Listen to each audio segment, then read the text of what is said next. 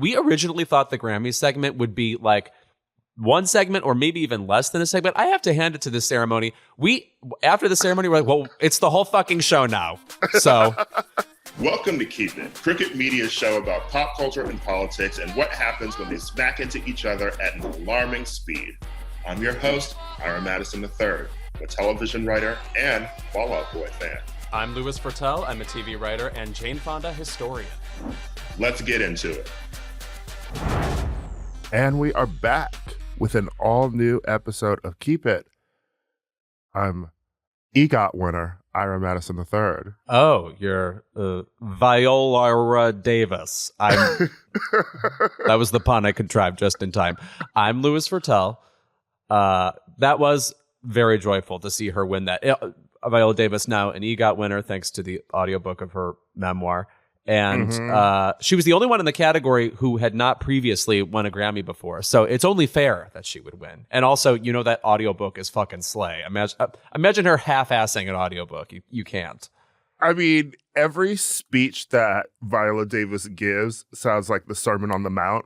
So I'm sure that her audiobook is, you know, iconic. I also want to shout out the fact that she is a Tony winner for acting. Viola Davis? Which means correct. She's a competitive EGOT in all four categories. Oh, no, she's not one of 175 producers on, Oklahoma 2 or whatever. Right. Which is not a knock at J-HUD, because shout out to her.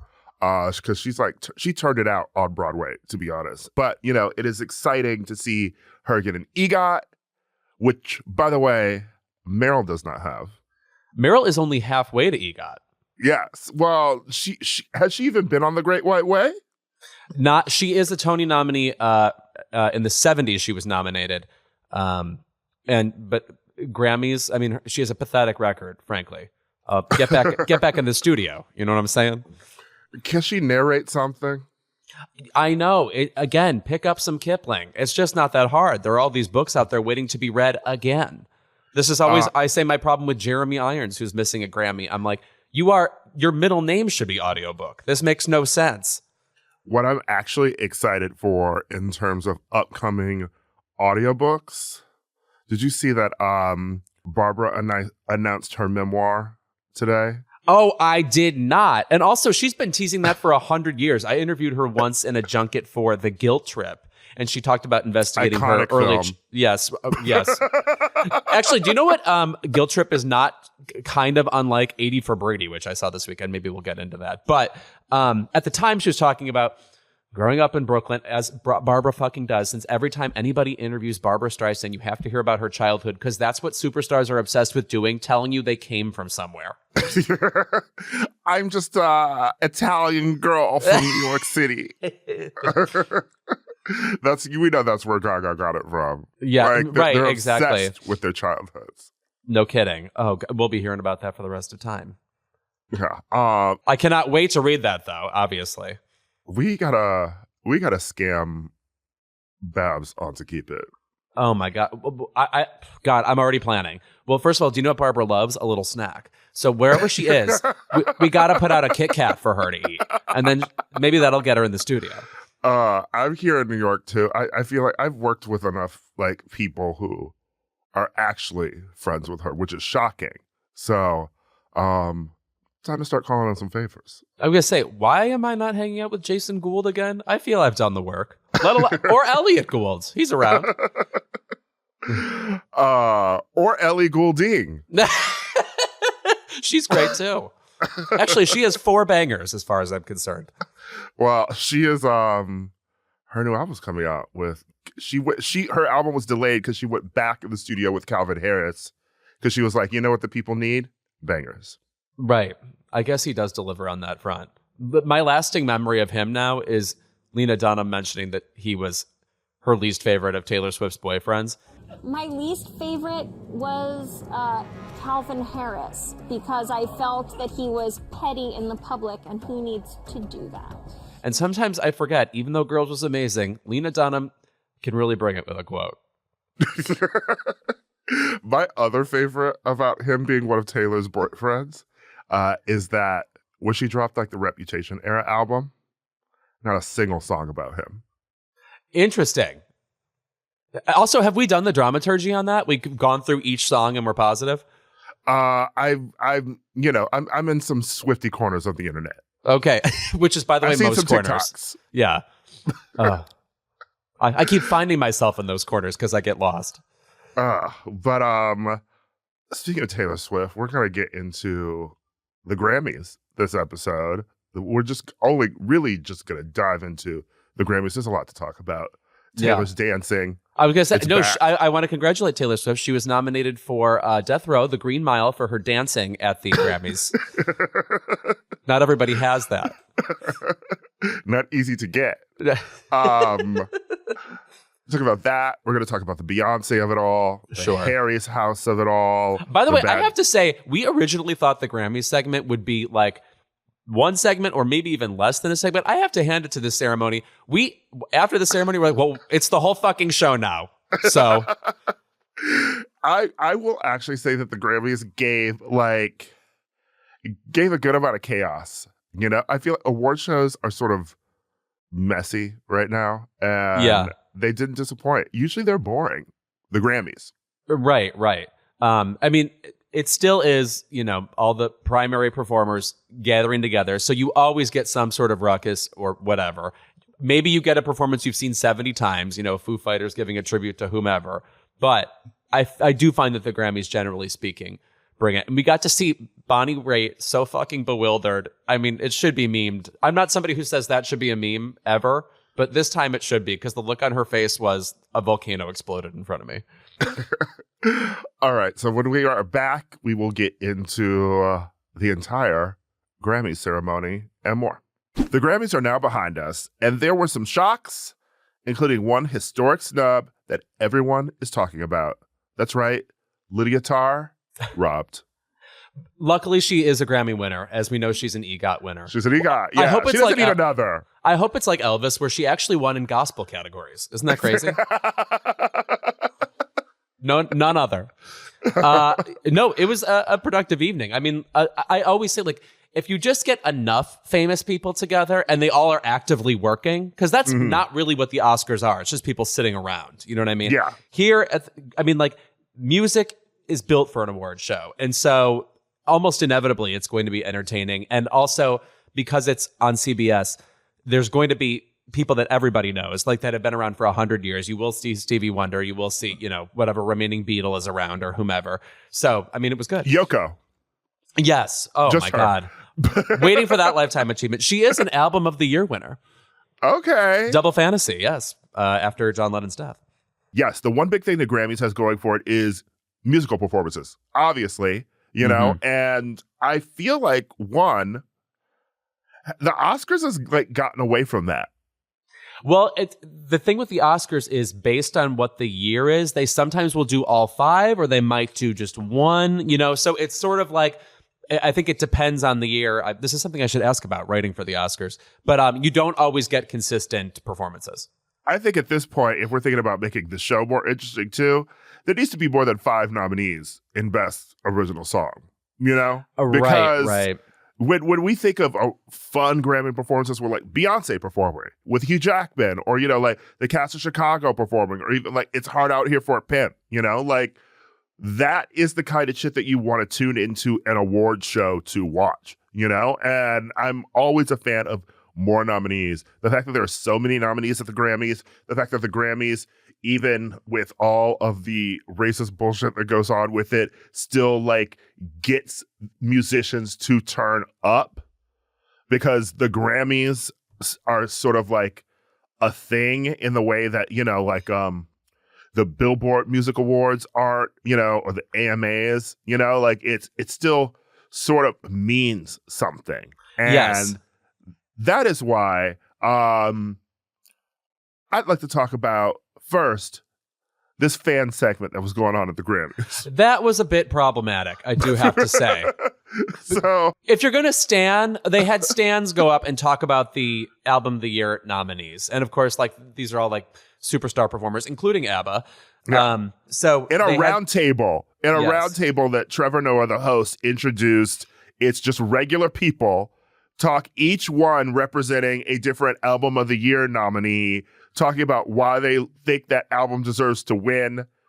One of them was useful, and that was the woman who talked about how Kendrick Lamar, it helped her sort of buy a van for her wheelchair, and sort of like how he got involved in his community and helping her with her GoFundMe. That was a really sweet story to hear. What I did not need was like these gays going on about Adele and like ABBA being icons in their lives, or this woman who was this very huge Coldplay fan and called Chris Martin a sweet baby angel. It was like watching people argue on Twitter. Yeah, right. You have to bring some pre-written lines or something. Get it down to the soundbite. Also, just like standing is not an original enterprise. Like I just don't need to hear from someone who's only excited. Like, where's the insight? Bring me the rock journalists or something. But aside from introducing this fan segment, and I felt like I was watching, at first I was like, is this going to be some Daily Show kind of joke? Which that would have been funnier if it was a bit, but it actually was very serious. I thought that Trevor was fine. It's always so weird when he hosts this, because I don't know if he has completely different writers or he specifically wants to go for a different vibe, but Trevor Noah in general has kind of a cutting quality, like a dry, it's almost like someone like Dick Cavett or something. There's like a dry, lightly bastardly vibe, which I love. And then when he hosts this, it's sincere to the point of it's like his voice is a little bit obliterated. I don't know, like hearing him just like stan Beyonce like 5 times in a row. It feels like anybody could be delivering those jokes. Like it literally feels like Ellen or something. Mm-hmm. Yeah. And it's just, this is very like earnest quality to his hosting, which was a contrast from Jared Carmichael. Sure. I was just going to say the same thing. Yes. But it still feels like it's not completely Trevor Noah. You know what it reminds me of? It's how I felt about Stephen Colbert when he took over the news show, where I'm like, wait, is this your voice? Because you did this other thing for a long time, and I'm aware it's a character, and I'm aware it's, meant to be wry and parodic, etc. But then this other alternative where you're straightforwardly going for sincerity also doesn't quite feel authentic either. I've gotten used to it now. And it seems like he enjoys it, and I wonder if this is going to be something he approaches more post Daily Show. But if so, like I'm gonna miss that edge a bit, Right. But he does look great. Oh my good Lord, great. Does he look great? He's movie star looking. Yes. Like him and his shaved head era was cute, but the pandemic really made that man fine. I've been in a room with him twice. Both times had a conversation with him, and truly one of the most stunning men I've ever met in my life. Adele meeting The Rock, that was like me when I first met Trevor Noah. No, I believe it. I'm sure he's just like kind of stunning. I mean, he's stunning on TV too, but in person, just like that pure face, just like a face that pops, belongs on a magazine cover. Remember when he was dating for a second Minka Kelly? Wow. Remember Minka Kelly? No. Hold on. Was Minka Kelly in The Roommate? It's Leighton Meester and Minka Kelly. That was I remember seeing that movie, and I did enjoy it. And she was on Friday Night Lights. Anyway, it's kind of a great underrated movie, I would say, for a movie that's basically a ripoff of Single White Female. Yeah, it's very entertaining. Which, by the way, holds up. I really enjoyed Single White Female last time I watched it. But anyway, I watched it for the first time when I was writing on Uncoupled, because Don Roos wrote the script for the film, and I wanted to watch it and tell him what I thought of it, and I was like, oh no, it does hold up, and it's kind of fantastic. It's so the building they're in is so 90s-ish to it, like really belongs to that moment in time. Okay, anyway, on to Beyonce losing Album of the Year. I'm starting with this because I want to point out that obviously, fans want Beyonce to be recognized properly. She beat the record for most Grammy wins she has 32 now, leaving Alison Krauss in the dust with her banjo. It really is sad. But I want to say it sort of speaks to how demerited every Grammy except Album of the Year is, that people are this upset about it. because she can have all these fucking Grammys, and it's basically like saying, but she doesn't have the real Grammy. Mm-hmm. Yeah, I mean, I'm trying to think of it in terms of like for like the Oscars or something, right? Because it's like because she's not an actress. Although shout out to Obsessed and the Fighting Temptations. You know, she is a performer, a singer, a producer. Like she's giving you the whole fucking package.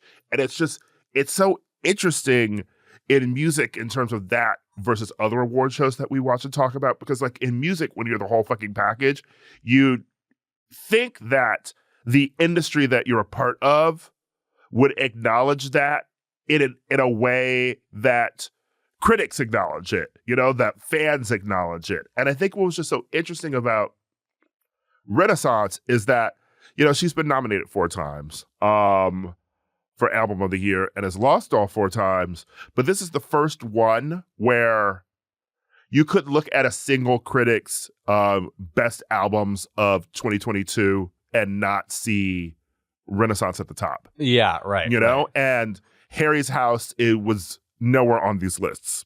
And I think Harry's House is a well-rated album, but no one would say it reached the like Metacritic heights of Renaissance, which I believe literally has a 91. Yeah, I mean, it's not even as good as Midnight Memories from One Direction. Okay, so let's get that out of the way first. It's a very weird Album of the Year win to me. I think everybody agrees it's like a hit album and that there are great songs. I can sing a bunch of them off the top of my head, but as a moment, it's not a definitive Album of the Year. It feels like when we gave Album of the Year to that Bruno Mars album. It's like, yes, I definitely know those songs, and they are pretty good, but like, is it a definitive collection of songs? There's something about the phrasing Album of the Year where it's like, it stands for a moment, you know? Like, and I think Harry's House is good and listenable and not definitive.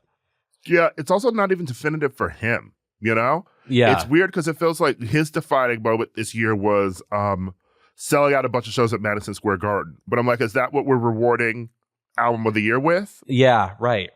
You know, and it's, you know, it's weird. It's interesting because this was the first year where we got the sort of anonymous ballots that they like to do for the Oscars, which are always racist and misogynistic and like just and sort of bone chilling. Yeah, just like, I can't believe you spoke out. Thank you for your unfiltered honesty, the worst person on earth. But it's sort of this thing where like these people are just sort of like, Beyonce's been rewarded enough, so we don't need to give her this. You know, that sort of thing is just it's very weird, and it just sees like how people think about music and how people think about, you know, who they sort of feel like is deserving, you know. I think my friend Paul McCallion had like a very funny tweet where he was like, you need to remember that everyone who votes for the Grammys is an old white man who made $1 million producing an album called Thank You, Mr. Goldstone.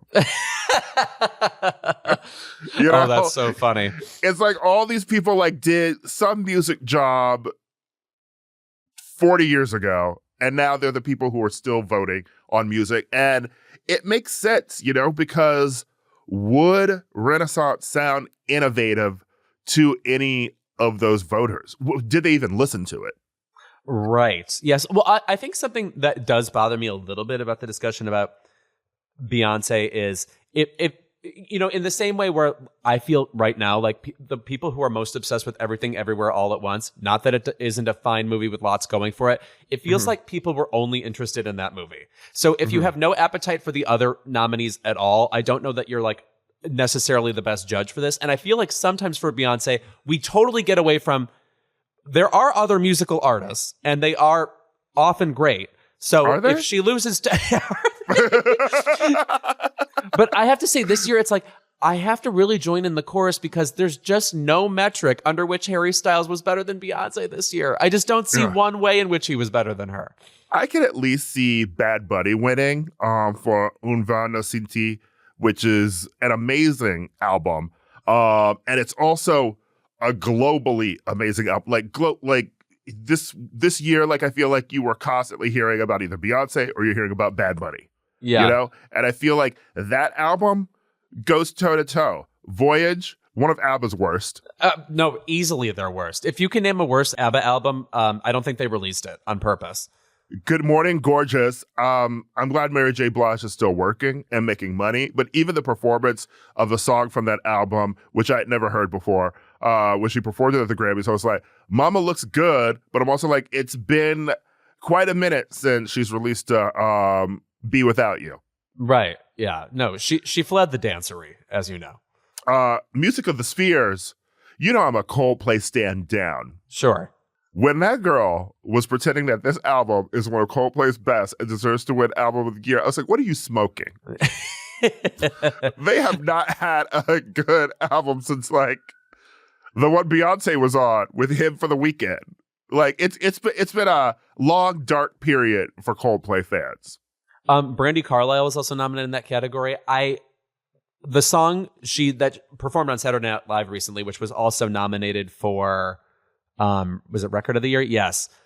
I don't like it. Too cute. I was surprised. I feel like I would prefer a little bit more grit from Brandi Carlile. She's got the look of somebody who, you know, has some grit about her, even though she's friends with every celebrity. So maybe she doesn't. I don't know. Yeah, I still remember her defending Justin Timberlake once from people being mean to him on the internet. And I'm like, someone with grit doesn't do that. That's right. Not someone with true grit. Yeah, like Haley Steinfeld. Yes.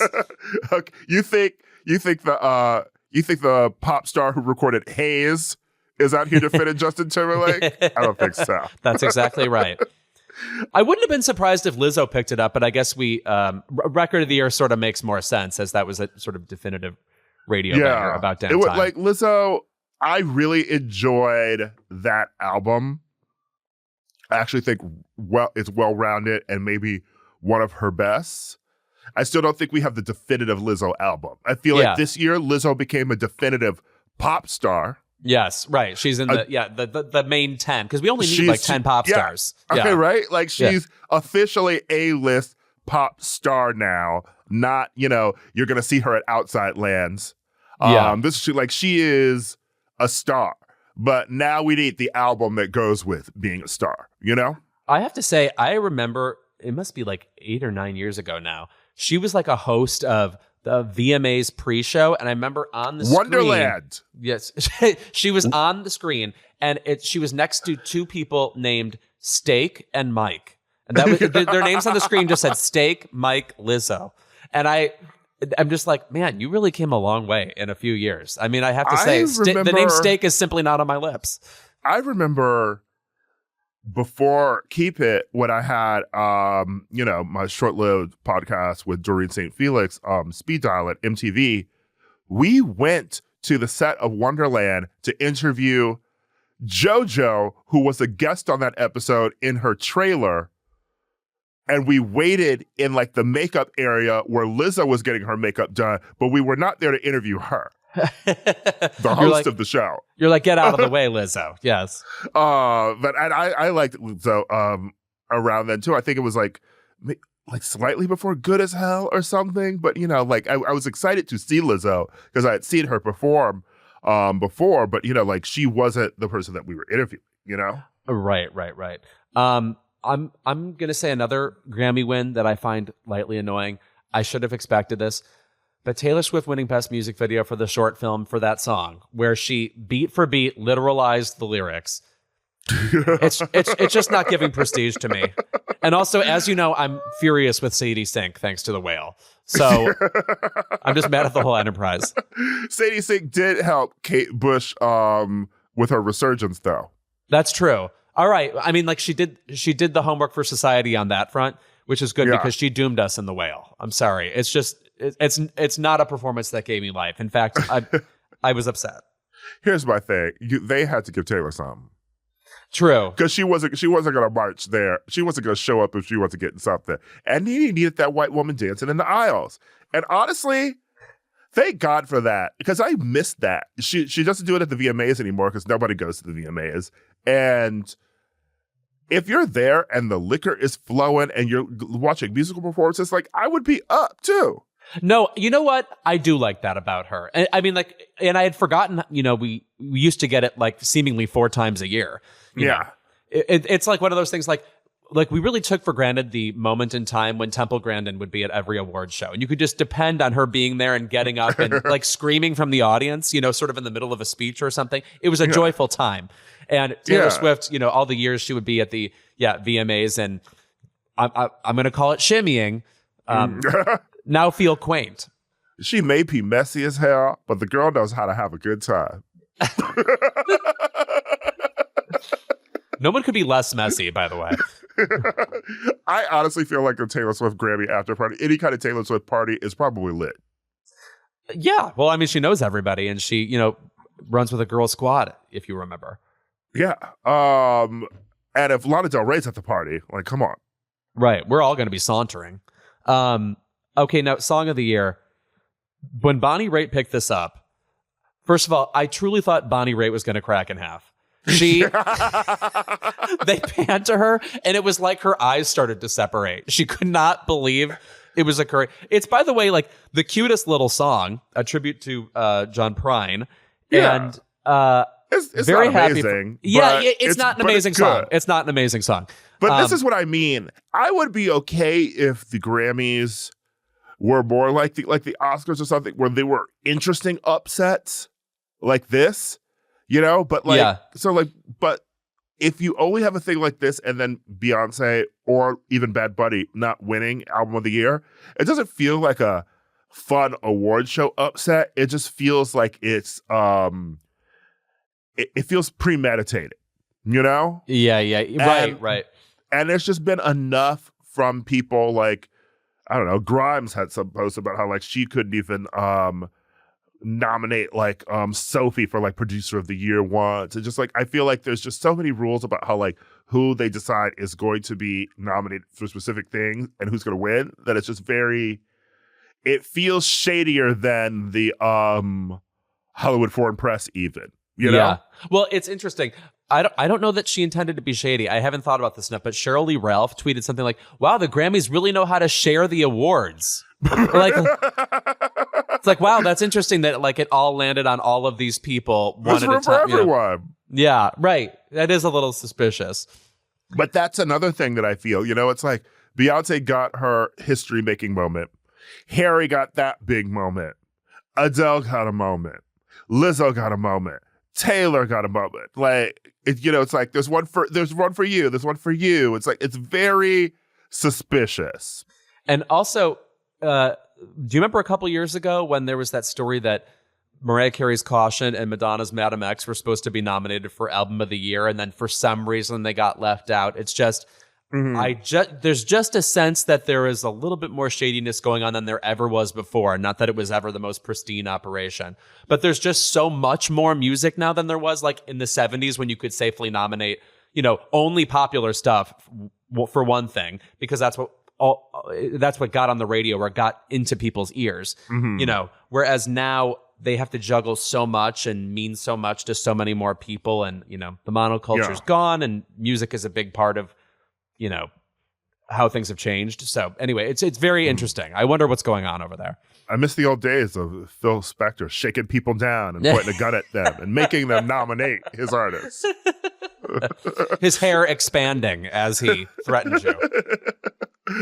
All right, we will be back with plenty more to say about the Grammys. Okay, we are back with the rest of our Grammys convo, and Best New Artist. Let me tell you one thing.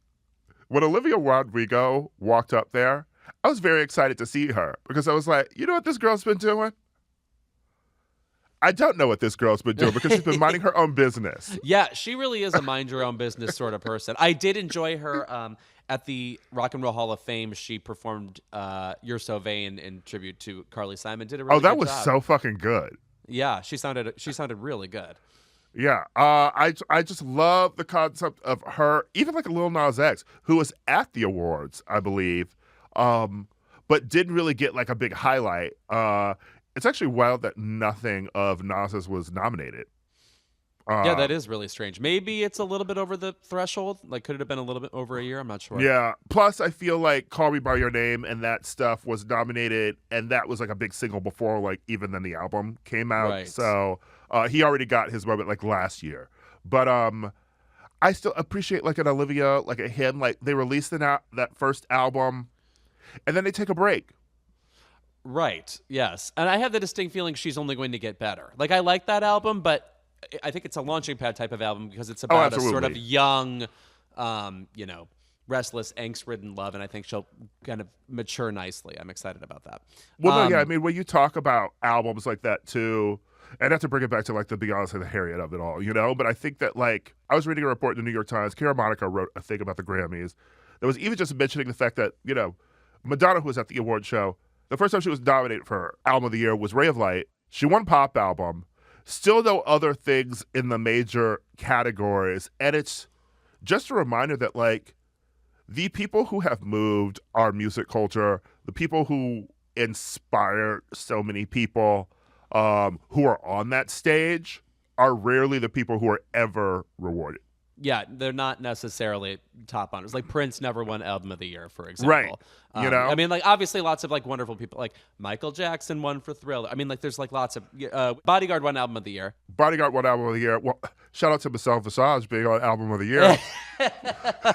Her definitive moment, yes. Have you ever heard that interview, by the way, of her and Whitney in 2002? I was just talking about this with someone. Was it you? Maybe, but she thanks Whitney for the Bodyguard soundtrack because she was able to buy her parents a house with the money from it.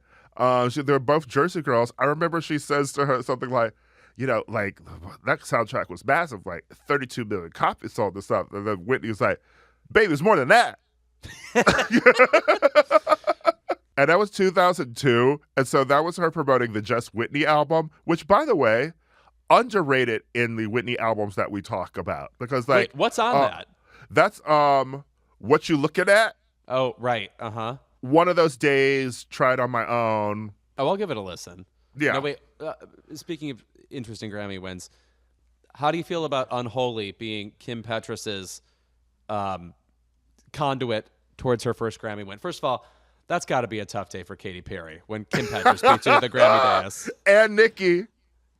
Oh, my God. Yeah. And also Bjork, who I just learned is now, not only has she never won a Grammy, she is the most nominated without a win.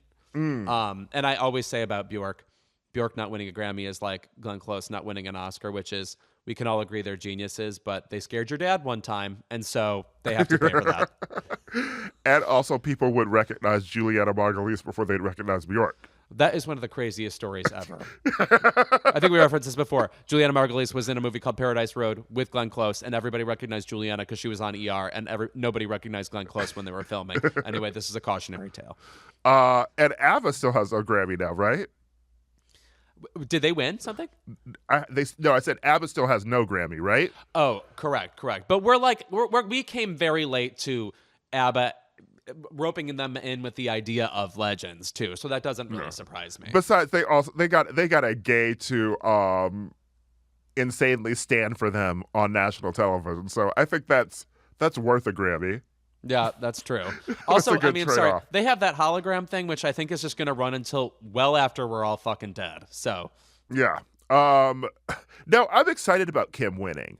And I think that, is she well past Best New Artist? You know the Grammys, it's so weird. She won a Grammy this year. She could probably be nominated for Best New Artist the next rules year. there are so fluid and strange. And I know like Lady Gaga was a big part of how they reset it or something. And like the memory of Shelby Lynn still lingers after she won Best New Artist after releasing 6 or 7 albums.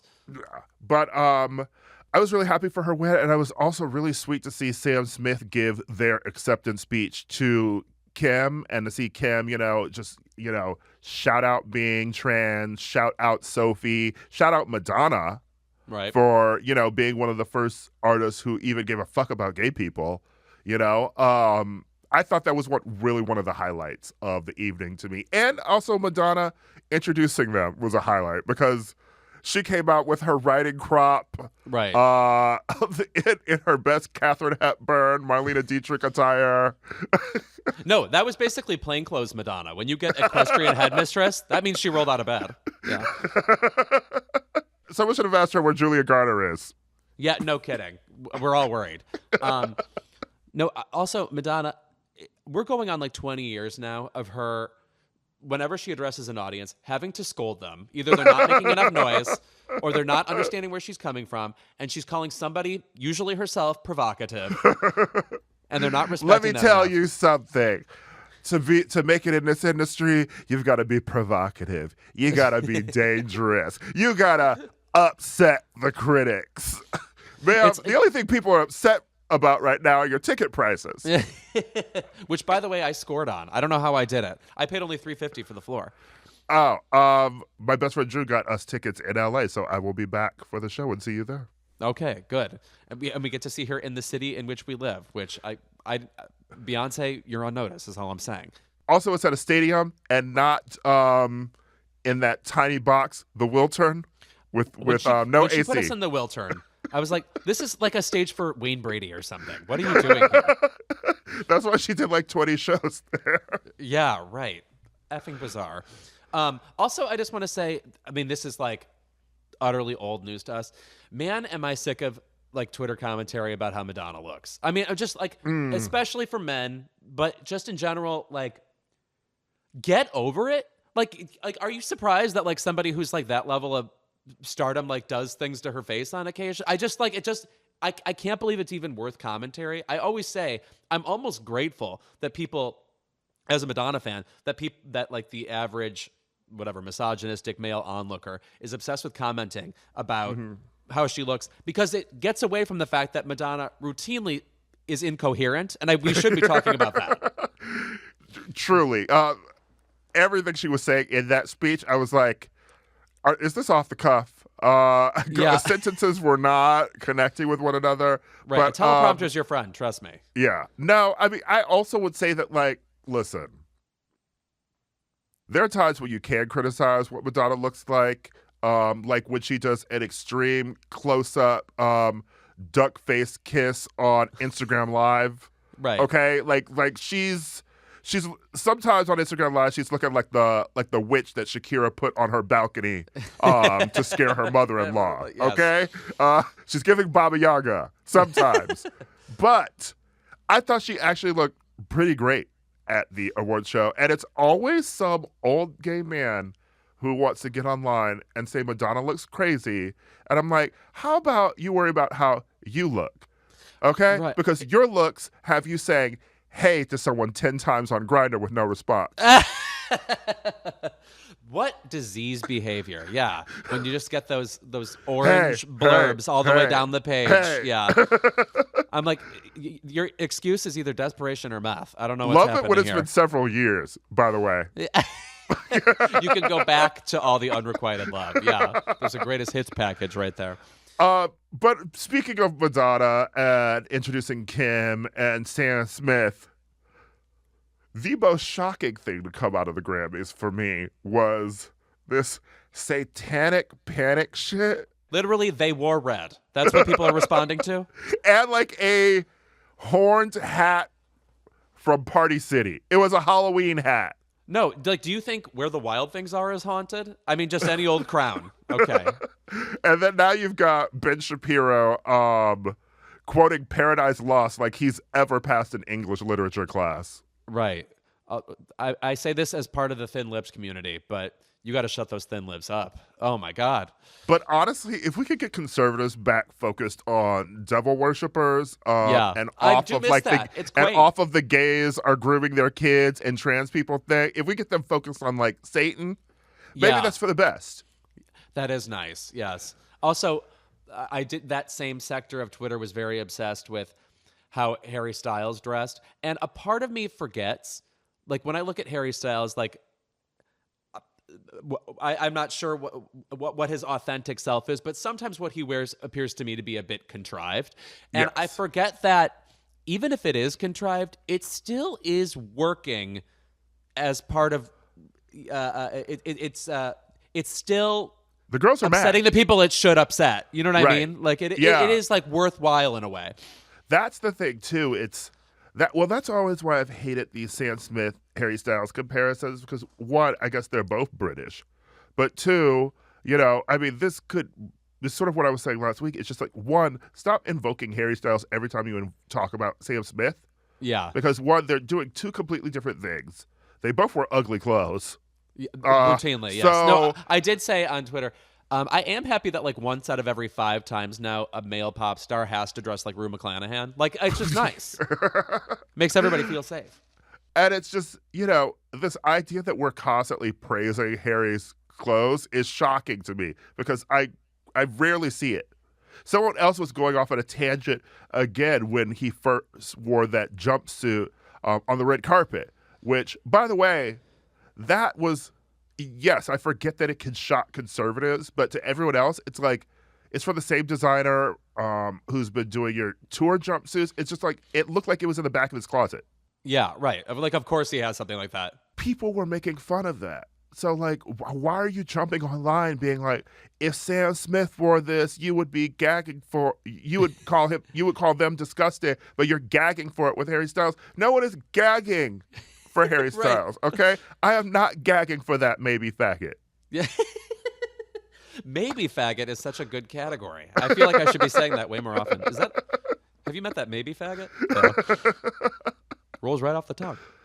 But I will say about Harry Styles, and Pitchfork already dug in his ass, so we don't really have to do it, but the gall of doing that performance after winning Best Pop Vocal, which should have gone to Adele. It was really, that was wild to me. I mean, I know that he's been on tour. Like he hasn't left tour. It's like Pebbles is his manager. Like he is working. But so in fact you are literally giving him the benefit of the doubt. Quote Pebbles. Yeah. When I see Harry, I say, girlfriend. Girl, get in your Mercedes, boy, and get out of the studio. I don't want to hear it. Yeah. But wow, that was truly such a whiplash after winning Best Pop Vocal to see that performance. Because I was making excuses, like been on tour forever, whatever. Maybe the voice is shot, but there is no getting around the fact that that was an abysmal performance. Yeah, tough. Luckily, there are so many performances at the Grammys that you actually kind of end up forgetting when something is bad. I'm shocked to say that as somebody who chronically remembers everything. You know who else did not sound great that night? Sheryl Crow performing in tribute to Christine McVie. Obviously, I was waiting for that moment. By the way, I knew exactly what was going to happen. They were going to do Songbird during the In Memoriam. It just lines up perfectly. I'm fine with that, even though I don't find Songbird to be a definitive Christine McVie Fleetwood Mac song, even though it's everybody's favorite song of hers. I just think she's a rock and roll singer more than she is a balladeer, even though she has a kind of melancholic voice. Anyway, Sheryl started performing. Bonnie sang with her, and obviously both of them I think are great vocalists. Sheryl maybe sounds a little worse than she used to. She used to be kind of like a phenomenal vocalist. To me, it sounded like they didn't rehearse. That's what I was going to say. It needed some rehearsal. It was giving, well, here's the music. Do you want to audition for this part? It was awesome to see Mick Fleetwood, though, who, of course, is dressed like a member of the Muppet Band, which is his favorite thing to do. That's how I knew it was him. You're friends with Animal and Janice. I guess we need to prepare ourselves for Songbird to be trotted out at every future music thing where they're honoring Christine. But right, damn, can we hear something else? Right, you make I always fun. hate That's this. the jam. Yeah, that's why. We hated that same shit too when when Madonna was dragged for her. Nothing Compares to You, the Prince tribute. For the Prince tribute, it's also just like, we don't need to always do people's ballads just because they're dead. Yeah, right. Yes. Okay, wow, that is such an important statement, and it had to be said out loud. It really is bothering me. If you had had Sheryl up there doing "Tell Me Lies," yes, right, doing Little Lies, and they could have even done like a stripped down version of like a upbeat Fleetwood song, but just like, baby, I don't need to be depressed by the vocals and the content of the song. Yeah. Yeah, right. One layer is enough. But I will say my favorite maybe performance, of course, was like the hip hop tribute. Oh, that was nice. Yes. Yeah, it was really fun. There were some issues with some missing people. But Questlove was online explaining, that a couple major people had dropped out 10 minutes before, and it's also because a lot of rappers are also actors. A lot of people are like on set for things. And I imagine like Eve and Brandy are in that ABC show, Queen. Oh, right. So maybe they were shooting that. You know, but I was missing, you know, like Trina. Little Kim was there that weekend. She was at the Rock Nation brunch. There's a video of her hugging Beyonce. You know, it would have been nice to see her. Nicki. I'm like, is Nicki still blackballed from the Grammys after attempting to resurrect Satan at the show? Via Roman. Yes. Also, I mean, if Queen Latifah can take time out from Equalizing, there was surely room for everybody. But Questlove also did announce that apparently this summer they're taping like a 2-hour sort of like tribute to the 50th anniversary of hip hop. So I feel like a lot of the people who are missing will get like, you know, I want to see my FemCs. Of course. Yeah, MC Light, etc. Yeah. I will say, after Beyonce lost, it was nice to turn off the TV and not have to watch a DJ Khaled performance. Oh my God. To wrap the ceremony with that? That's a wrap on the industry, bitch. Like, he is everywhere. And truly. Still, it's like shouting his sustained. name. It's been like 10 years. Yeah. Shouting phrases. I still remember when he was the opening DJ for the Formation Tour. Glad I got there late for that. Oh. But also, I mean, we should congratulate Beyonce once and for all for having the 32 Grammys. I mean, Yeah. also to get that many Grammys this early in her career. The woman's like 2 years old? Yeah. 9481 day? Okay, yes. So, 41 years old. 41 years old. Sorry, I just did the math. Yeah. Oh my God, I'm glad you remembered B-Day. Yeah. Oh, come on. That's not even intermediate level Beyonce trivia. That's fair. And of course, I mean, it's really steeped into your culture with the sweet charity of it all. Yes, precisely. By the way, more people should be singing their birthdays at you. Then I'll remember them, and then we'll all celebrate them. Singing birthdays, just like giving us their names at the beginning of songs or the It's helpful. producers. Okay, Right. That's how we know who Red One is. Right. And Dark Child. Remember when you could not stop fucking hearing about Red One? Colby O'Donis, come back to us. Although I will say, maybe Beyonce kind of deserved it because she put a lot of people on that damn waiting list. Oh, absolutely. But I'm seeing the show in Amsterdam, so shout out to me seeing the Renaissance tour there. Oh, wow. Ring the alarm in the red light district. Oh, yeah, see? Put a bunch of words together there for you. But also, a lot of friends I know have been getting European tickets because, you know what Ticketmaster is not allowed to do in Europe? Let people resell tickets for insane prices. I mean, Beyonce tickets are like their own industry. I haven't heard anything like this since, like, Hannah Montana. Yeah. So, good luck to everyone. And we'll see you at the Renaissance tour. Or we won't, actually. Right, yeah. We will be right back with Danielle Pinnock of the CBS series Ghosts, who was going to give us some boots on the ground investigative reporting from the Grammys as well. Our guest today is a relentlessly entertaining and truly hilarious, lovely actress. Honestly, just very excited. She's already brightened our day by being here. She's currently killing it on CBS's Ghosts. Please welcome to Keep It, Danielle Pinnock. Hey, thank y'all for having me. It's so exciting to have you here. I truly want to say that, like, I've been following you since before you were on Ghosts, and your just your online presence is truly one of the most delightful and sort of like genuine and heartwarming, which I have to ask, how are you able to be this lovely as a working actor in Hollywood? What's wrong with you?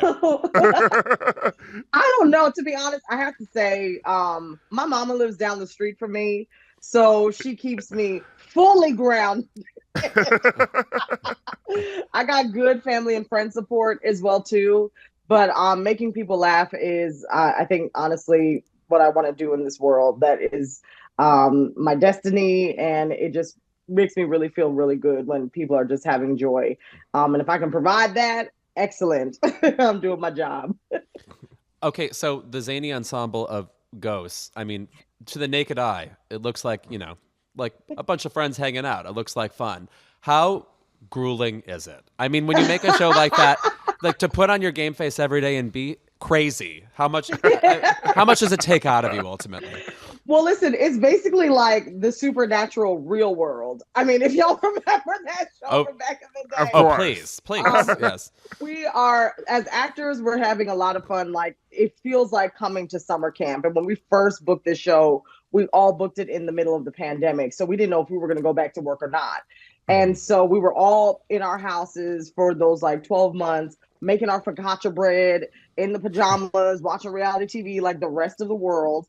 And we got this amazing opportunity to create this show. So like when we got on set the first day, it was like, I'm out of the house. I'm out of these pajamas finally. And it was so fun. I mean, everything about this production is kismet. Like the cast is incredible. And we all get along, which I'm hearing is a rarity a lot of times on these shows. But we are having an absolute blast. And to be honest, like, playing Alberta, who is the Prohibition era jazz ghost from the 1920s, it's a role of a lifetime. So I feel really grateful that they allowed me to be a part of it.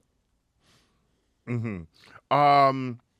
What's also interesting too is before you got on this show, you were already entertaining people because like you had this series on Instagram. It was called #booked, and that is where I first discovered you. Yes. How did you come up with that idea? And just to sort of be like, I'm going to depict my life as a actress, like trying to get jobs in Hollywood. Well, first things first, I have to give a huge shout out to my co-creator of #booked, which is Lanisa Renee Frederick. That is my best friend, and we came out of Chicago together. We started.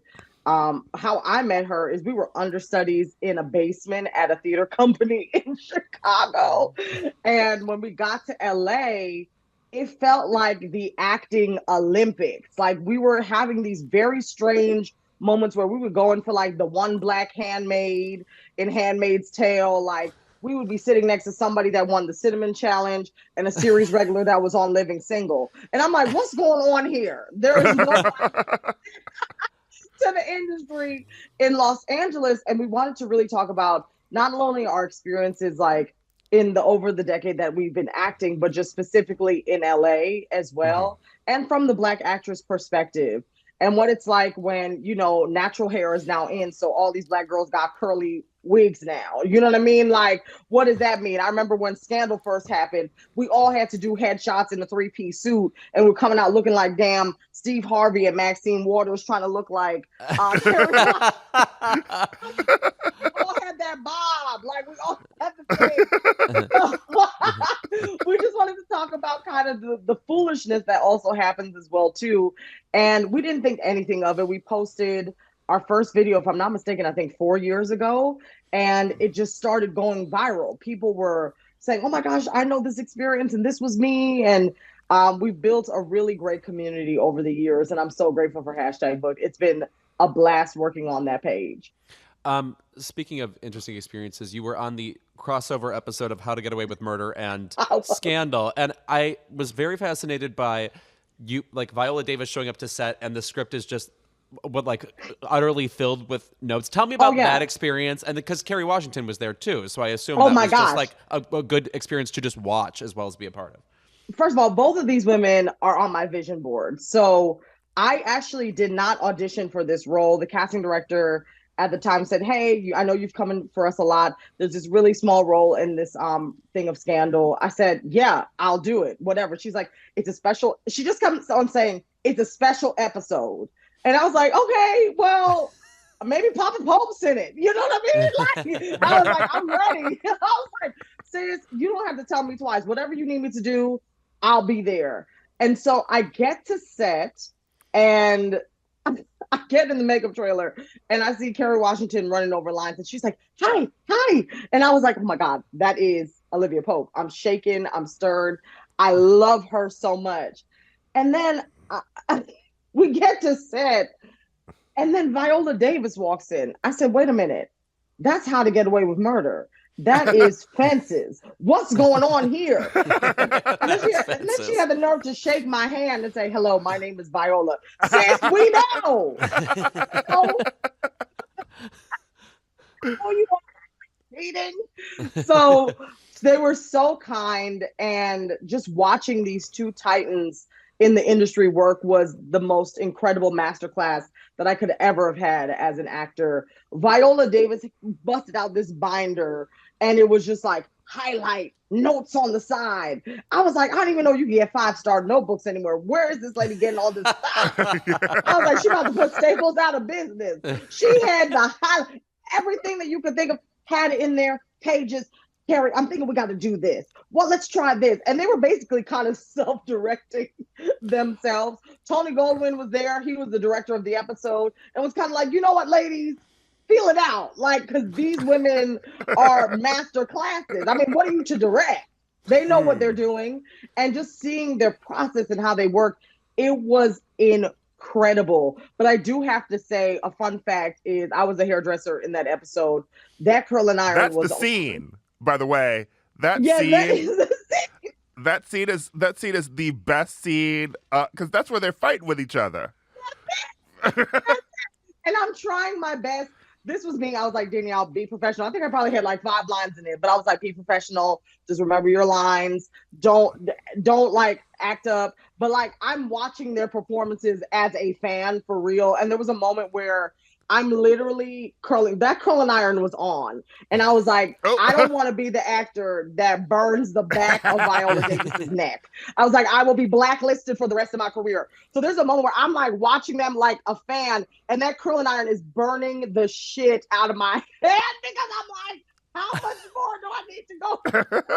But I was like, I'd rather myself than any god. So that's all.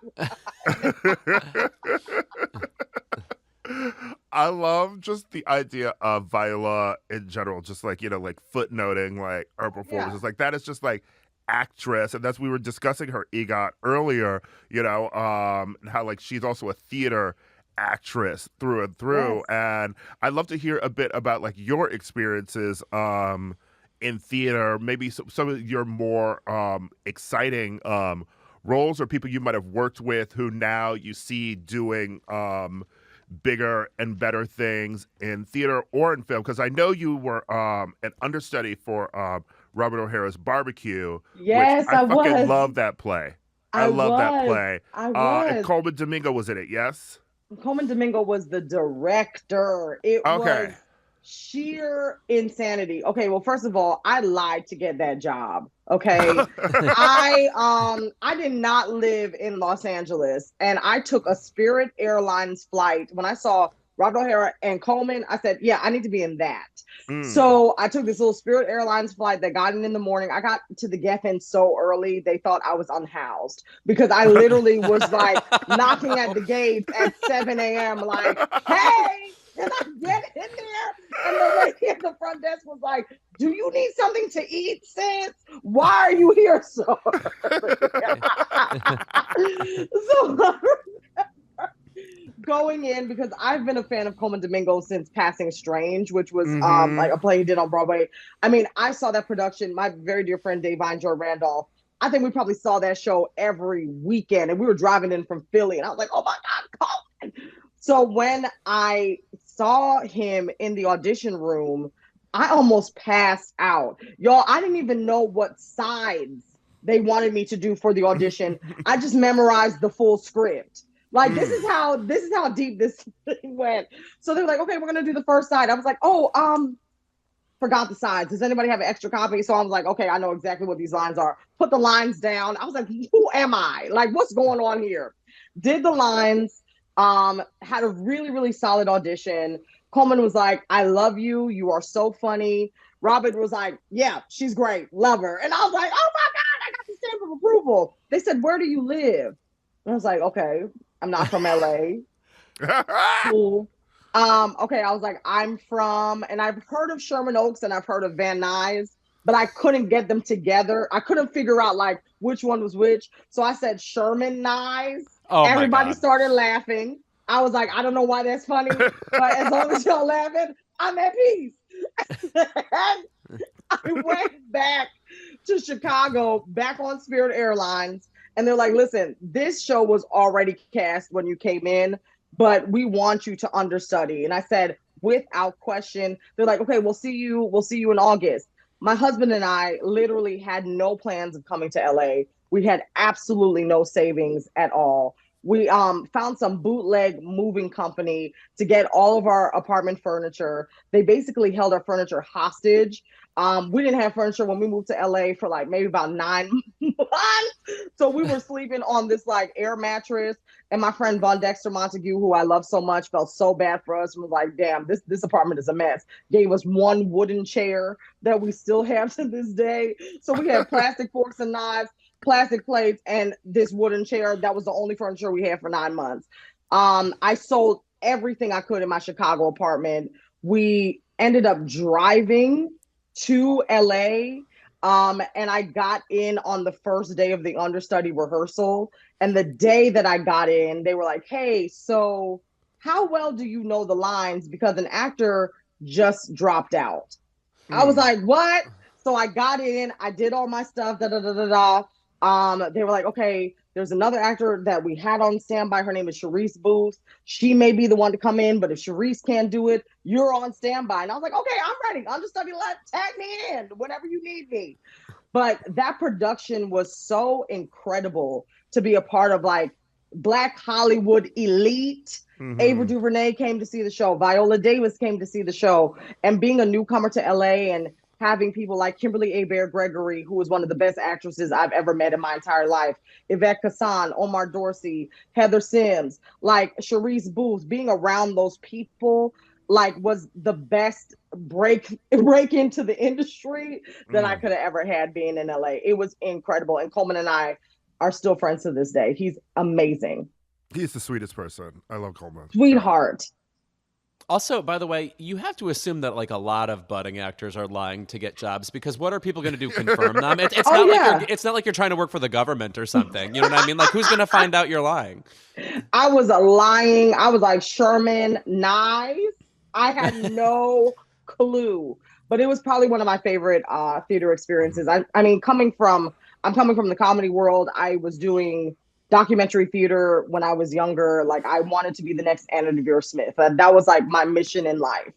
And so being able to go to a job and get paid every week in theater is a rarity. A lot of times when you're doing these little, like, these little hood productions, I was getting paid in pizza for a very long time. I mean, that was like the biggest amount of money that I was getting. So to be able to be not only with all of these incredible actors, but to be getting paid weekly, amazing. It was awesome.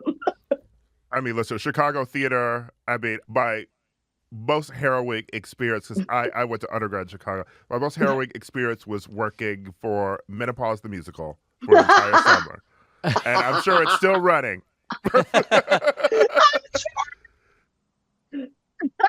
Or of it. I had a production. There was a play I did in Chicago, I think called Hell Cab.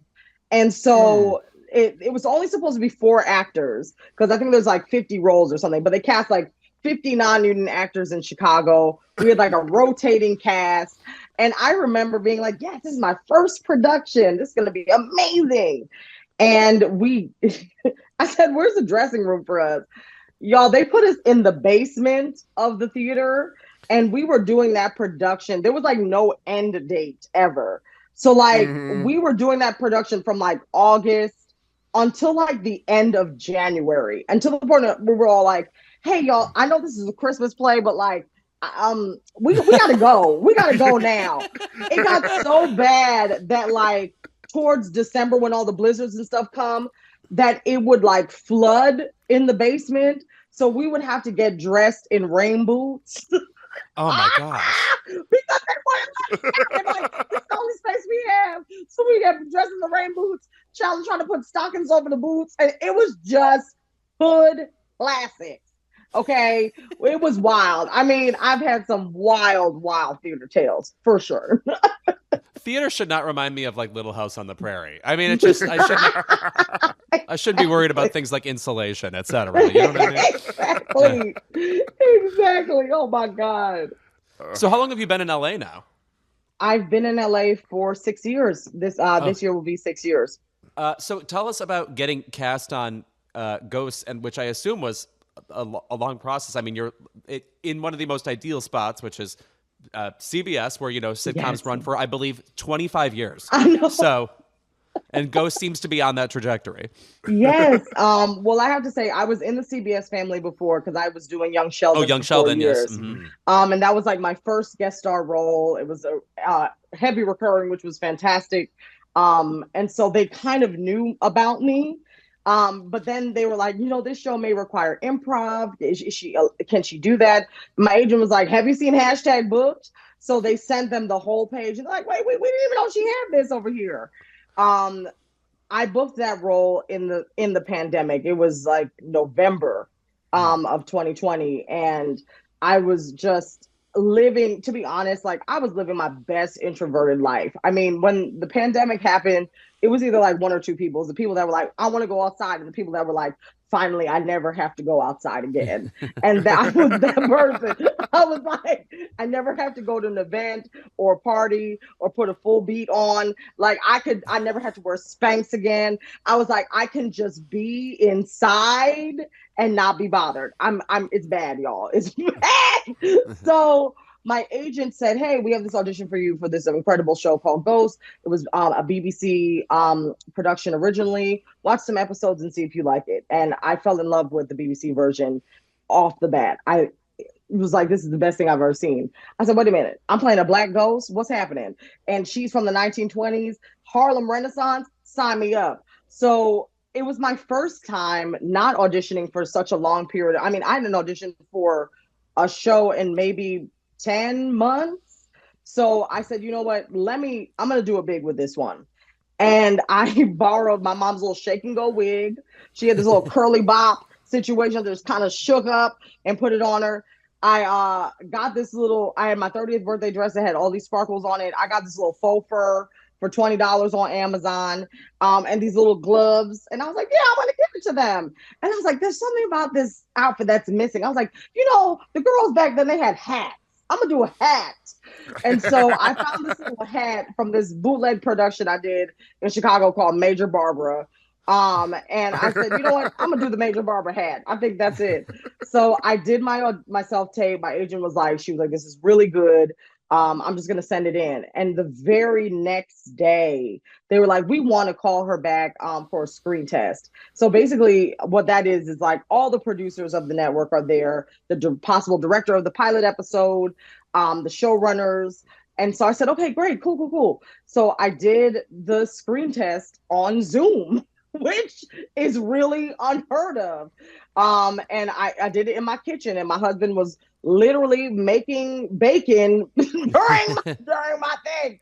And like this is how ghetto this setup was. Because we live in a very, very small apartment in Sherman Heights. So I did my audition, and the producer was like, yeah, we really like her. This is great. Thank you so much for coming in, Danielle.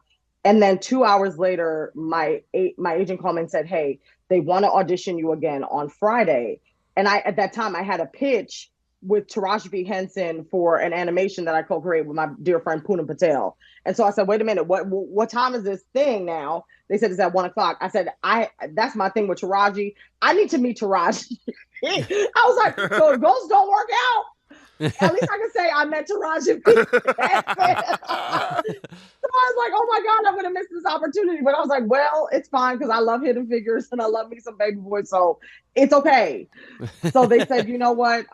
They're willing to change the time. I said, perfect. And they said they have one note for you. And I'm thinking it's going to be like acting wise. Okay, what do I need to adjust in the scenes? They said, please do it without the hat. I said, dear God, that hat was me lose the role. Oh my God, this hat. So I did my pitch with Taraji. I went in, I took that daggone hat off. And I remember my first scene, I flubbed some lines because I was so nervous. Because I was like, this is the last moment. And they said, you know what, we think we got it. And I don't know what just crept up inside of me. I think maybe it's because I was in the comfort of my home. I said, y'all know y'all didn't get it. I messed up all those lines. We need to do this shit again. Fuck yes. And they were like, okay, yeah, let's do it. And so it then became a work session where I would try stuff, I would improvise stuff. They would say, yeah, we love that. We love that. Do that again on this line. Now just look at the camera here, do this. And I'm doing all this from my kitchen, y'all. And like, it was so collaborative, and just working with them in that way, it felt like home. And so I booked the role on a Sunday in November, and I was on a meeting with my friend, Lanisa Frederick. We were doing a hashtag book haul of like, what content are we doing this week?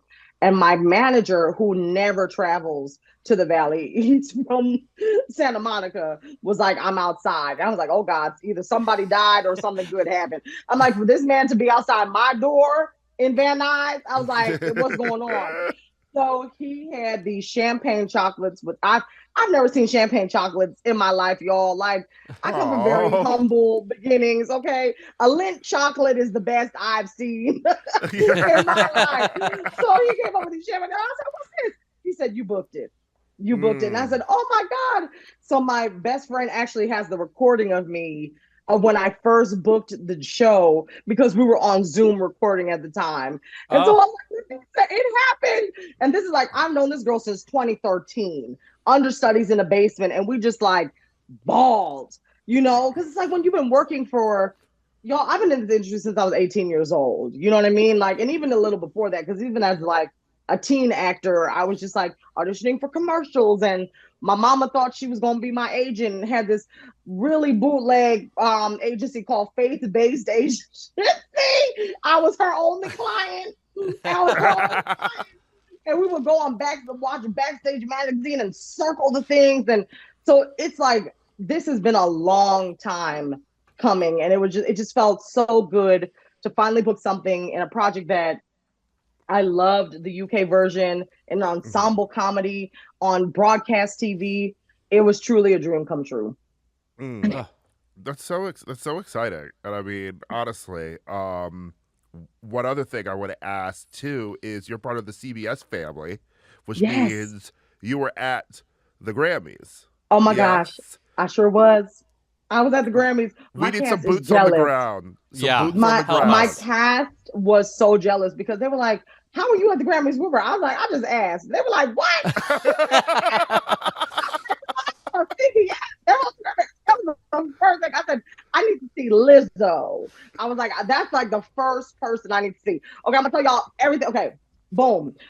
So first of all, shout out to my glam team, because I said, I'm not buying no dress for this. I was like, I'm plus size. You already know, trying to find dresses and stuff. Christian Siriano is booked. And you know, my friends that are like more famous than me, they were like, girl, just call Christian. Just call Brandon Blackwood. These people don't know me.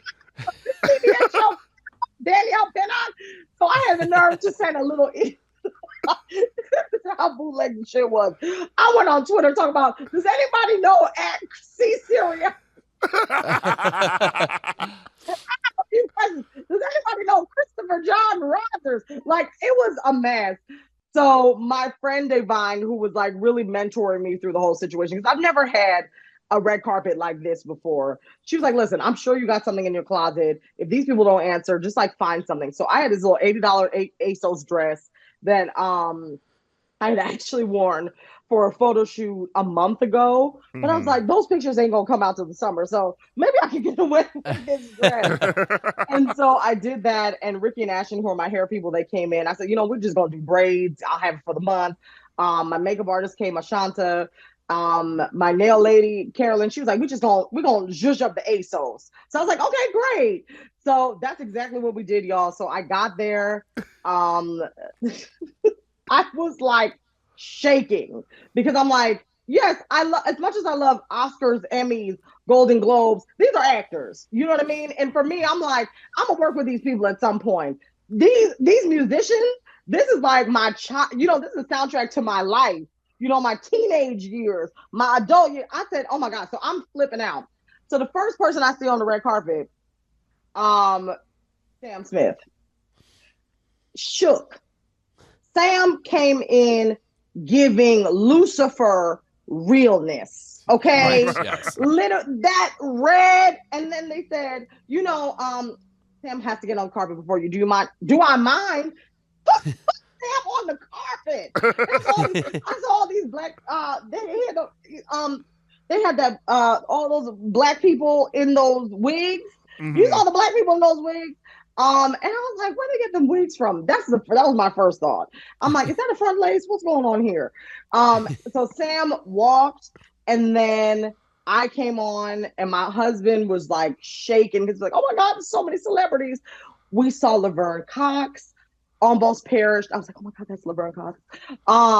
We got in the theater. I thought we were just gonna sit in the in the stadium area where everybody else was.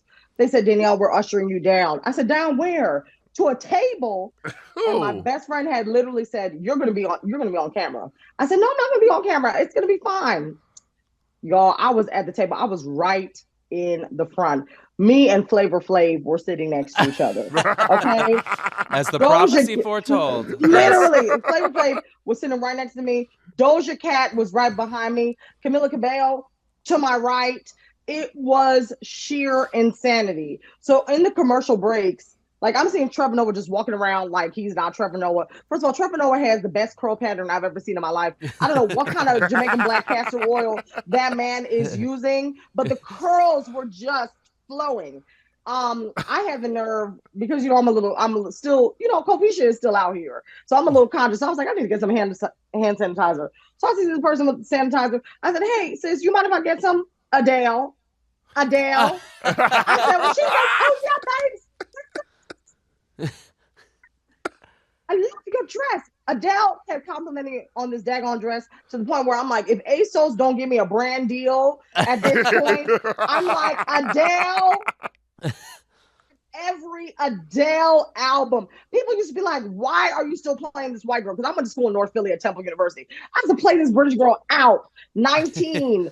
I had 21. I probably even had the Sweet 16 mixtape that never even came out. I went through every part of this lady's life with her till 30. Okay, I'm here with you, Adele. So I said, wait a minute. Oh my God, Adele just offered me sanitizer. She was like, where are you from? Heard my husband's accent because, he's from England. She was like, you're from Coventry? How'd y'all meet? I want to hear everything. Okay, go sit and come back. So then I went to sit. I'm thinking, celebrities, they just be saying stuff to say stuff.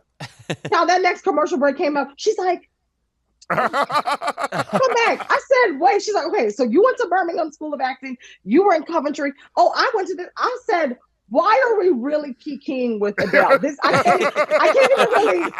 It's suspicious. I can't even breathe. I'm like, this is chasing pavements, okay? So, she's really one of the most curious celebrities. I love that about her. She seems genuinely interested in whoever she meets. Genuine. So then I was like, I got this hug from this black lady came up to me. She said, oh my God, I just love Ghost so much. Can we please take a picture together? Lizzo's mama. I said, you want to take a picture of me? I'm trying to take a picture with your daughter. What's happening? I need to take a picture with you. So then Lizzo was sitting at the same table as Adele. I just had to go up to Lizzo and just say, I'm a huge Lizzo fan. I've been around since Big Girl Small World. I'm in the original OG class of Lizzo, okay? So I just had to give her props. I said, listen, I wish that I had someone like you growing up, and I'm so glad that you're here with us now. And she was like, we're here with each other together. And I said, you mean so much to me. She was like, you want to take a picture? Yeah. So I'm like, to my husband, I'm like, camera, get the camera. So he's rubbing it off to make sure it's not blurry. Lizzo looks gorgeous, snatched. I saw her boyfriend was just chilling. I said, okay, yes, boobs. Also didn't know that Adele was with a black man. Love that for her. Because I was like, who's this other brother at the table? That's Adele's boo. I said, yes. Saw her. I was like, her, you are our beauty. I love this for you. Come on. She's like, thank you, sis. SZA, stunning. SZA was stunning. Let me tell you something. Jennifer Lopez had me shooketh. When Jenny from the Block walked on the stage, I said, oh, dear God. I can't even. She looked gorgeous. Ben, I don't know if he was tired or what, but Ben, he was going through, I don't know. I think, they're newlyweds, honeymoons, tire people out. I don't know what's going on, but he looked a little sleepy. I think it was a little sleepy, but that's all right. He was still showing love. Next to Lizzo was Jay-Z and Miss Beyonce. And I was shaken because Jay-Z pre-Lemonade. I think it's 2 versions of Jay-Z now. Yes, right. But like pre-Lemonade, like I'm from New Jersey. Like this man is the East Coast. And so I remember getting Reasonable Doubt album, having my grandmother throw that thing in the trash because she was like, this is not Christian. And then having to go back to Sam Goody to get the album again and hide it under my bed. Yes, Sam because Goody. I'm like, yes. And Sam Goody, that means you paid $18.99 too. So you really went for it. I surely did. And I surely did use my church offering money for the CD again. So don't tell her. But yeah, I definitely did. And I was just like, oh my gosh, this is Jay-Z. So I was like, I had the nerve. I don't know what I was doing with this, but I was like, gratitude, Mr. Carter. And I was like, Mr. Carter. I was like, gratitude. And then he was like, oh, thank you, sis. Jay-Z had this a big bottle. I was like, I didn't even know Ace of Spades came in bottles this big. It was like this big value pack. Like it was big. I was like, champagne comes. How many bubbles is in that? Like literally. And he was just passing that champagne around. And then was it only at his table? Because I feel like they travel with Ace of Spades. Only at his table. It was only at his table. And I was like, oh my gosh, I'm like shaking. And then I see the Queen. I see Beyonce. And then I just had the nerve, like I knew her. Y'all, I don't know this woman, but I know her. You know what I mean? Like we don't know her, but we know her. That's Ken. You know what I mean? And so I don't know what the fuck was going on. But I said, and you. And she said, I said, I am a honeysuckle in the beehive. And she just busted out laughing. I was like, I love you, sis. She said, thank you so much. So lovely to meet you. And she did one of these. And then she's like, hi. And then everything else is black. I don't remember anything else after that. I just was like, Beyonce laughed and said, hello. I'm like literally probably passed out. And I was just like, yeah. And then the security, her security was there. Julius. Yeah, Julius was there. Julius was there being like, I was like, Julius, I want no pictures. I want no trouble. I'm just here to come in and come out. I want to be clear that this is just you asking to go to the Grammys and then this happened. No, but it's literally. So crazy. And I'm just walking around, I have my little chips from the charcuterie they had on the table. I'm just like, oh my God. See, this is why I'm like, don't bring ghetto girls to places, nice places. Because I was just like walking around. And then Doja Cat was smoking a full cigarette inside. I said, see, that's it. And I had the nerve to go up to Doja Cat and talk about, yes, woman, and did a little dance. And she was like, yes. Cigarette. Shook.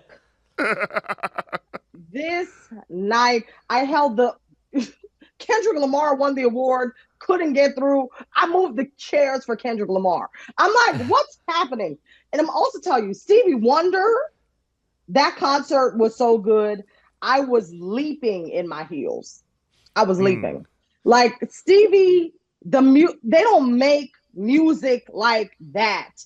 To the point where this man is so genius, it's just generational. Everybody was up. Every single person was just up and dancing. And then they did the 50 years of hip hop, which I loved. I was like, where's Little Kim? It was low on women. They had Queen Latifah and they had Missy, but there were a couple, and Salt and Pepper, but I was like, where's Little Kim? I mean, I was like, what's going on? Where's Eve? There was just a few people that I just kind of was like, what's going on here? But I did have the nerve to call Queen Latifah by her first name. I was like, dang, I don't know that lady. I don't know Queen. I don't know that lady. I'm from Jersey, so I think maybe that's just a Jersey thing. I just was like, dang, screaming. UNIT, screaming. Screaming the whole time. But yeah, it was like one big concert. I haven't been to a concert, honestly, since maybe 2018. So it just was a fabulous time, and everyone looked gorgeous. And I hope next year, my whole cast, we can all go together. Well, the moral of the story is just ask. Ask and you shall receive. Okay. I'm going to tell anybody, listen, this is my sermon. Anybody listen, because I'm going to tell you this too, Danielle. You know what I was actually shook about? You know when concert tickets are sold out? What? You know you can ask your agency to get you tickets. Stop. You'll pay the face value, but that's how I got SZA tickets when they sold out before. That's how me and the girls got our Taylor tickets. Come on now.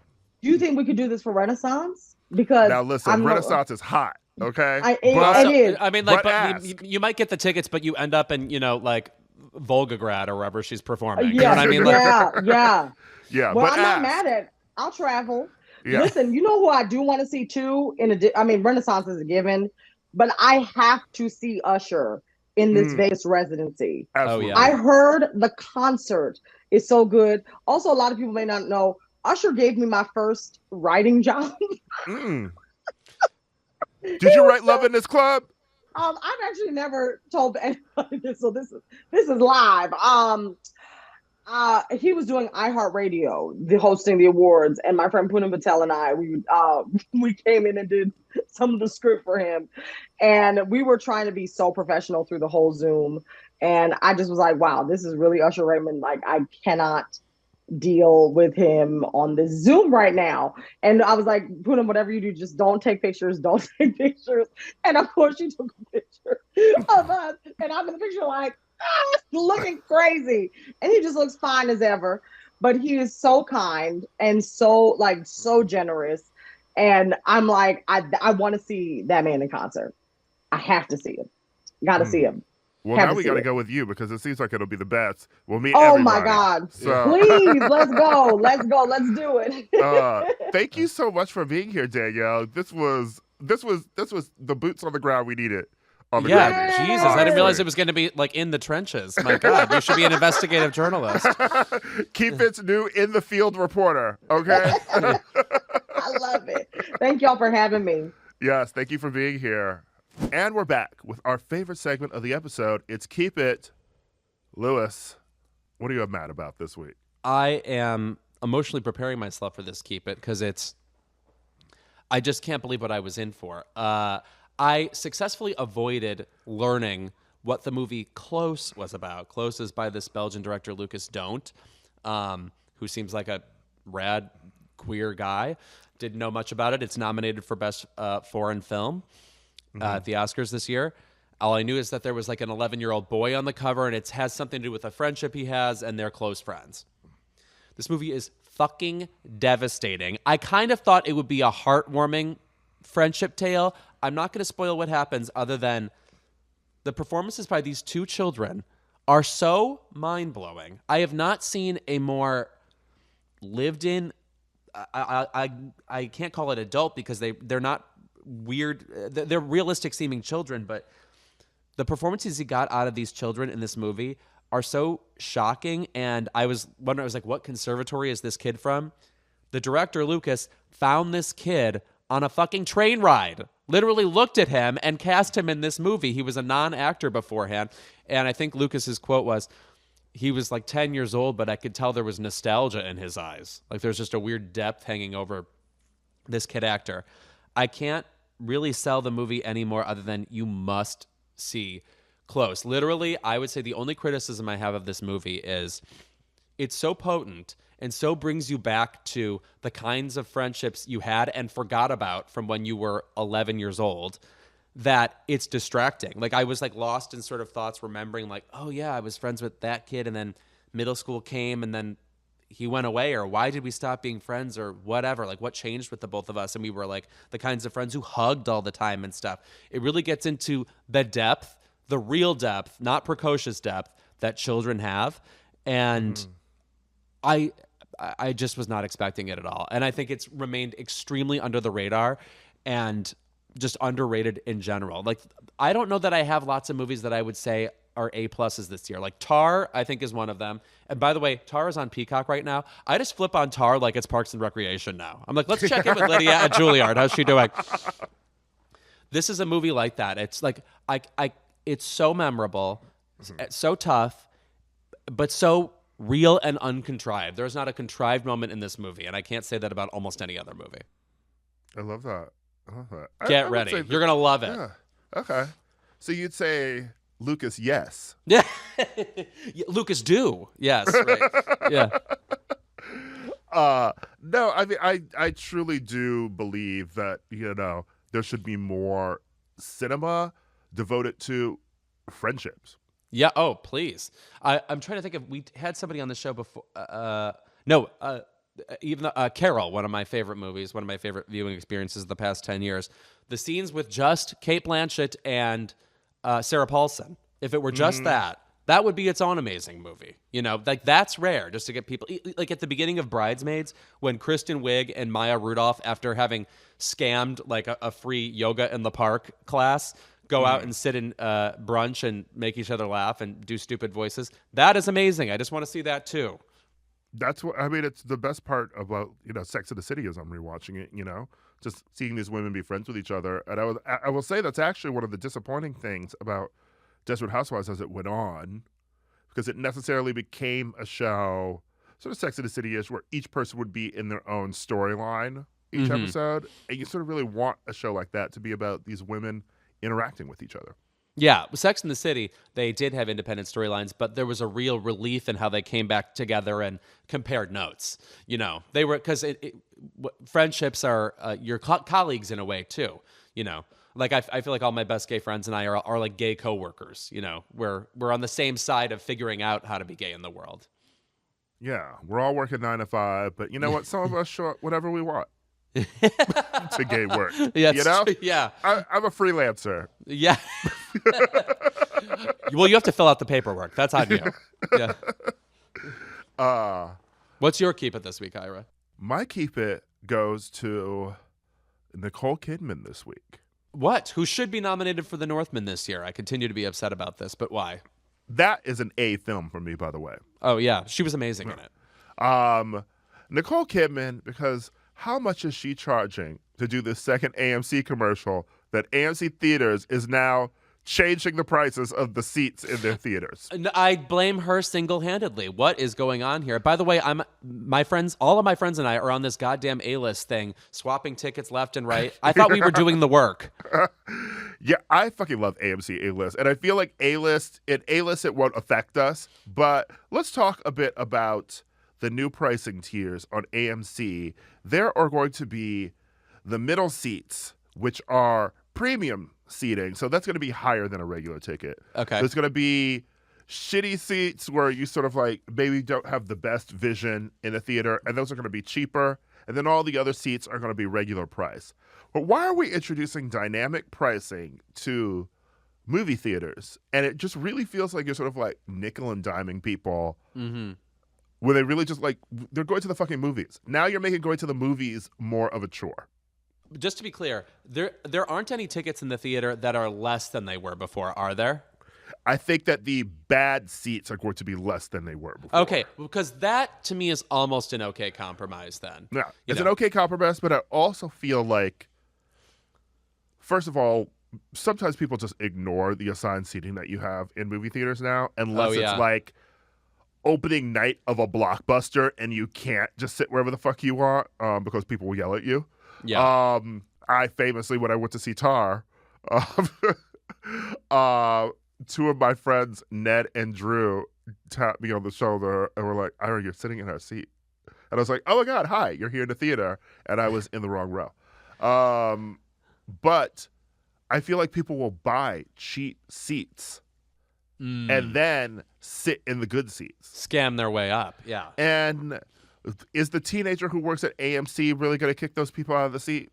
No, you got to have a budding Veronica Mars to care. Otherwise, when is the last time when is the last time you remember seeing an usher like flashlight somebody and be like, you need to get out? No, it's something that only happens in movies. Yes. Yes. So only happens in movies and happened in like the 90s in our small town theaters. Right. Yeah, AMC is like there's too much going on at AMC. I simply they have too much to do. When I saw Scream 5, 2 teenagers were in, the sit back chair, basically just fucking the whole movie. Oh, good Lord. Children, we hate you. Also, by the way, speaking of that, so when I saw 80 for Brady this weekend, I was in the second row. And you saw old women fucking in a theater? I did not. But I was so close to the screen that it felt like an 80 for Brady immersive experience. Like, oh, if I'm 80, I would sit this close to the screen. So I actually really recommend that to people. By the way, I need to say this about this movie. So it's cute. You know what you're getting. It's Jane and Lily, and there's, wigs and, a scene where somebody, accidentally takes an edible and all that shit. You know these movies. There is a scene where Sally Field, who, if you watch the trailer, she has a fanny pack, and she calls it her strap-on because it's strapped to her body, and the other girls make fun of her for calling it a strap-on. Okay. Later in the movie, she loses it, and she has to go find it because it has the tickets in it. Guy Fieri, who is in the movie, has this back. So she's looking for him, and she finally locates him in this stream of porta potties, and she's knocking on which one, trying to figure out which one he's in. Finally, she locates him, and she says, Guy Fieri, you have my strap on. And he comes out, and he goes, oh, I was expecting someone else. That is the craziest fucking joke I have ever heard in a fucking movie. They wrote a strap-on joke for Guy Fieri. And Sally Field. Yeah, it's right. And they were like, we're in. I still have to see it. I'm seeing it next week. Do you think there's a potential for like a 90 for Brady? Yes, definitely. Well, they make jokes about that because Sally Field is not yet 80, and so her uniform says 70 for Brady. But yeah, Rita Moreno, who is in her 90s, and it's, she's from that like Cheetah Rivera gene pool where her leg is still going up over her head. Everything's fucking crazy. But Rita Moreno, I would say, gives the best performance in the movie, by the way. Jane has one very funny line. She writes erotica about Gronk, I guess, and her final line of her book. Look out for that. Okay. I mean, listen, we've also got Book Club 2 coming this year. Oof. So, actually, I would kind of be excited for another one of these films just because I'm now so enamored with Tom Brady as a celebrity. I used to not give a fuck about this man, but now that he is in full I'm divorced, taking thought photos in my underwear like he is a gay man on Twitter. Yes, I was shocked by this. Also, is he wearing like tan underwear? Is he wearing tan underwear? Yeah. What a choice. Hand covering his dick, which we know is big because we've seen him in underwear on SNL. So Right. Yeah, he is a sort of mysterious celebrity. Also, his relationship with Lily Tomlin in this movie is very, like, she feels like psychically in tune with Tom Brady. She's mentally ill. She's a mentally ill character in this movie, and it goes unacknowledged. Anyway, I'm excited for Tom Brady's new divorcee era. Yeah, I mean, it is exciting. Also, it is a little unfortunate that he retired like this week because there's parallels in the movie about how, if you ladies want to keep going with your lives, I won't retire either. And then he like fucking sold out and retired. But anyway. He couldn't wait till the movie came out. I know. It was out for like 10 minutes. It was cruel. You got to put that in people's contracts. Right. Last question. Okay. Who would you want to see an 80 for Brady about, but like in like the sports world? Oh, well, interestingly enough, I am obsessed with Kathy Rigby, the former gymnast and Peter Pan. I think she should go on one last time as like a 72-year-old Peter Pan. I think that would be rad. But my honest answer, well, I guess Serena's retired now. You couldn't really do her, huh? Who would you say? I don't know, like Nathan Chen or something. A movie where 4 gay friends try to save Tom Daly from Dustin Lance Black. I think it's too late, guys. They have that fucking kid. Divorce for Daly. Divorce for Daly. No, I think something fun like, I mean, I would say a basketball one like Kareem Abdul-Jabbar or something. or like, Or would it be a throwback, like set in the past? yeah, I really, you know what? I think I maybe just really want like a live action Harlem Globetrotter Scooby-Doo film. Oh my God, live action. That would be very crazy. Who's playing Meadowlark Lemon? You- Don you Glover, fi- get on out here. You find the Harlem Globetrotters and you're just solving a mystery with them. I loved that shit. When like Freddie and Velma were like, you know who's gonna help us solve this candy factory situation? Cass Elliot. Yeah. Now it would be like, Yeah, it'd be like Maya Rudolph or something. yeah, Sherry Shepherd. Sherry Shepherd, yes. That's what Velma needed. Okay? Celebrity guest stars solving mysteries. Yes. Your lips are God's ears. All right. Well, thank you to Danielle Pinnock for joining us. This has been Keep It. We will see you next week.